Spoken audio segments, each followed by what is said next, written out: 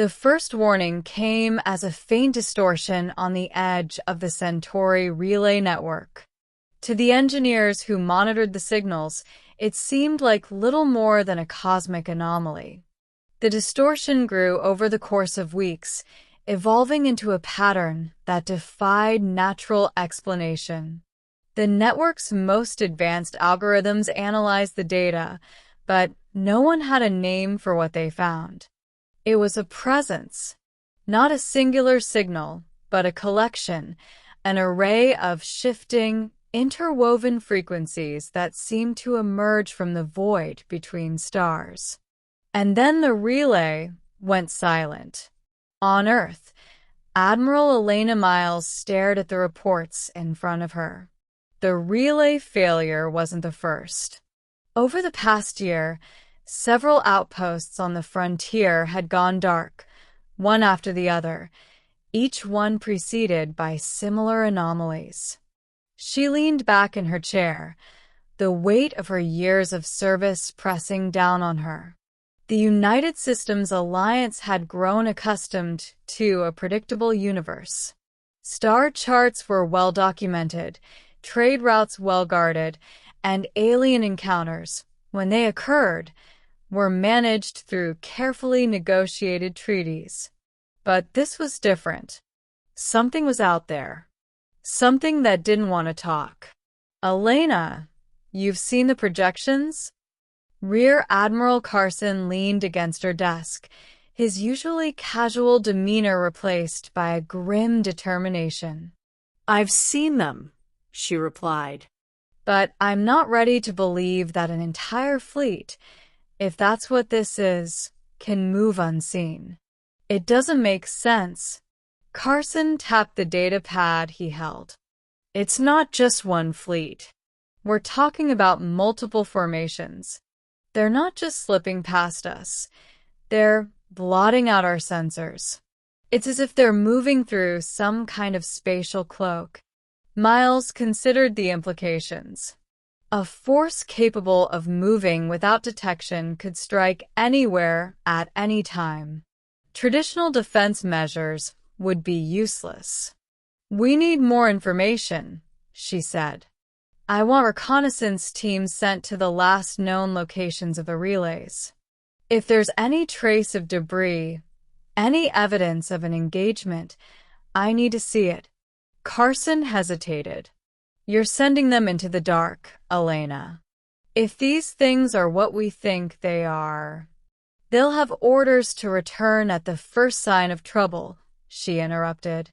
But we need answers.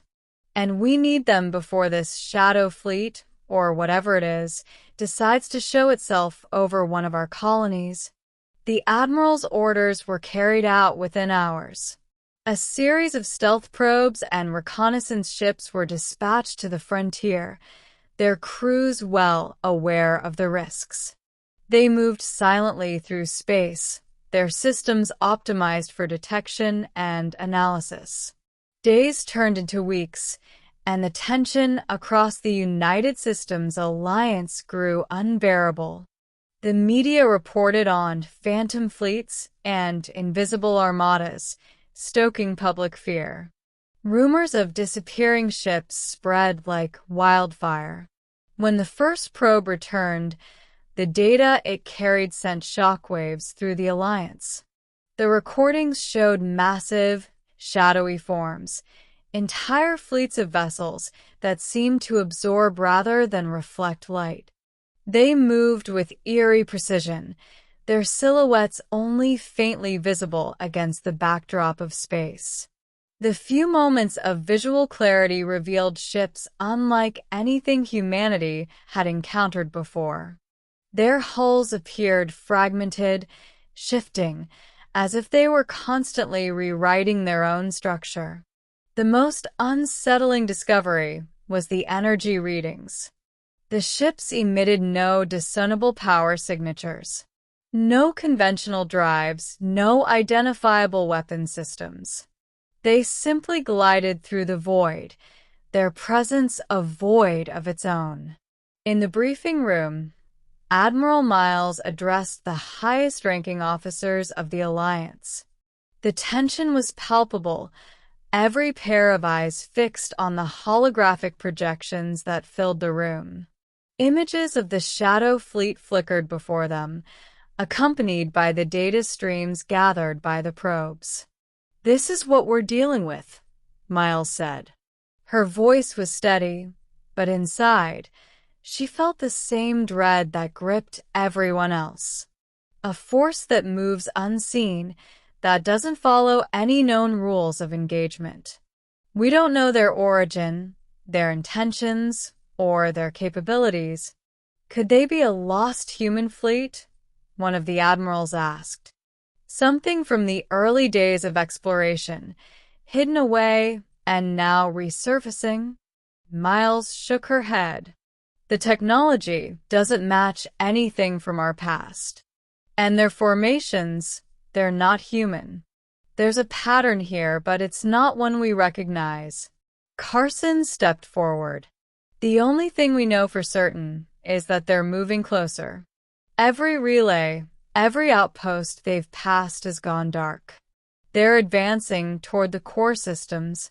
The room fell silent. Everyone understood the implication. If the Shadow Fleet reached the inner colonies, it would be a catastrophe. The Alliance's strength lay in its ability to see and respond to threats. Against an invisible enemy, that strength was meaningless. "We need a plan," Myles said. "A way to intercept them before they reach populated worlds. We need to find out how they're cloaking their movements and how to disrupt it." Over the next several weeks, the Alliance devoted every resource to studying the Shadow Fleet. Scientists worked around the clock, analyzing the data from the probes. They discovered that the ships emitted a low-frequency signal, one that seemed to resonate with the very fabric of space-time. This signal created a kind of interference field, bending light and scattering sensor waves. It wasn't a traditional cloaking device. It was something far more advanced, more alien. The engineers devised a plan. They would deploy a network of hyperspectral satellites equipped with experimental resonance filters. These satellites would detect the faint distortions caused by the fleet's cloaking field. It was a long shot, but it was their only chance to track the enemy. The satellites were launched in record time, forming a grid along the Shadow Fleet's projected path. The Alliance Navy was placed on high alert, their ships ready to respond at a moment's notice. Tension ran high as everyone waited for the satellites to detect the enemy's approach. And then one day, they did. The alert came in the middle of the night. The Shadow Fleet had been detected, their positions mapped by the hyperspectral grid. They were vast in number, their formations stretching across light years of space. Admiral Myles was immediately called to the command center. "Where are they heading?" she asked, her eyes fixed on the holographic map. Carson pointed to the display. "They're moving toward Proxima Centauri.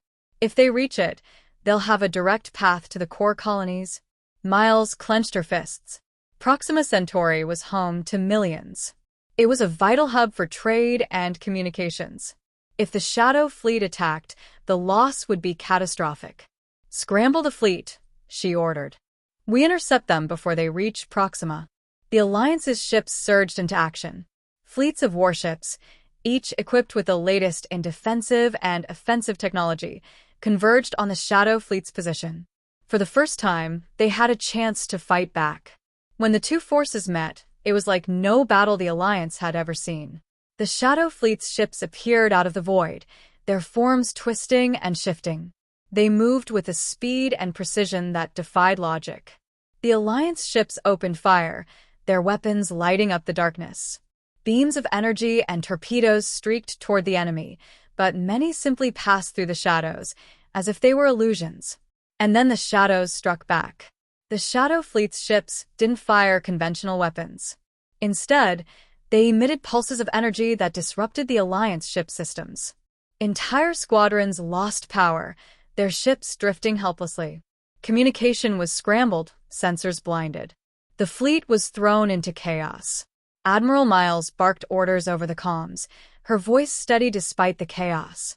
Focus fire on the lead ship. If we can disrupt their formation, we might force them to retreat. The Alliance ships regrouped, concentrating their fire on a massive shadow vessel at the heart of the enemy formation. The ship's outline flickered, its form shimmering as it absorbed the onslaught. For a moment, it seemed as though they might succeed. The shadow ship faltered, its energy field fluctuating. But then the fleet adapted. The shadows shifted their positions, surrounding the Alliance ships and cutting off their retreat. One by one, the Alliance vessels were disabled, their crews powerless against the enemy's relentless advance. In the end, only a handful of ships managed to escape. Admiral Myles was among them, her flagship barely surviving the encounter. The Shadow Fleet continued its march toward Proxima Centauri, leaving a trail of destruction in its wake. As the survivors regrouped, the realization set in. The Shadow Fleet wasn't just a threat to the United Systems Alliance. It was a threat to all sentient life. And unless they found a way to counter this invisible enemy, the void would consume them all.